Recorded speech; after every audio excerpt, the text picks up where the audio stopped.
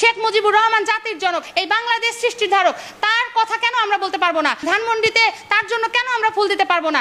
এটা কি আইনের দণ্ডনীয় অপরাধ? যদি আইনে দণ্ডনীয় অপরাধ হয়ে থাকে তাহলে আপনি সরাসরি ঘোষণা দিয়ে দিন যে না, এই বাংলার মাটিতে বঙ্গবন্ধুর নাম নেওয়া যাবে না, এই বাংলার মাটিতে মুক্তিযুদ্ধের নাম নেওয়া যাবে না। আপনি বলে ফেলুন যে আমিও জামাতের মতো একটা অংশ, আমিও পাকিস্তানপন্থী। আমরা তাহলে চুপ হয়ে যাব, আমরা বঙ্গবন্ধুর নাম বলবো না। কিন্তু সাধারণ জনগণ বঙ্গবন্ধুকে মনের ভিতরে, বুকের ভিতরে যে লালন করে, সেটা কালকে নিশ্চয়ই আপনি দেখেছেন ধানমন্ডি 32-এ সাধারণ জনগণ মার উপেক্ষা করে কিন্তু ধানমন্ডি 32-এ গিয়েছিল।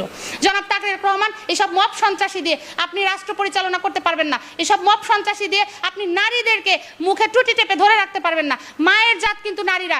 এই নারীরা যদি কখনো প্রতিবাদের হুমকি শুরু হয়ে দাঁড়ায়, এই নারীরা যদি কখনো মাঠে নামে, এক শান্তা পারজানা, এক মিষ্টি সুবাস না, কোটি কোটি লাখ লাখ মিষ্টি সুবাস, লাখ লাখ শান্তা পারজানা কিন্তু আপনাদের বিরুদ্ধে সোচ্চার হয়ে মাঠে দাঁড়াবে। সেই জন্য বলছি, সাবধান হয়ে যান, নারী অধিকার প্রতিষ্ঠা করেন। জননেত্রী শেখ হাসিনা যেরকম নারীদেরকে উনি উন্নয়নের শিখরে নিয়ে যেতে চেয়েছেন, সেই মানসিকতা তৈরি করেন। জননেত্রী শেখ হাসিনা যেরকম নারীদের নিরাপত্তা দিয়েছেন, আপনি সেই নিরাপত্তা নিশ্চিত করেন। না হলে আপনারও কিন্তু মেয়ে আছে, আপনারও বউ আছে। এই নারী নিরাপত্তা যদি আপনি নিশ্চিত না করতে পারেন, এই নারীরাই একদিন আপনার ধ্বংসের কারণ হয়ে দাঁড়াবে।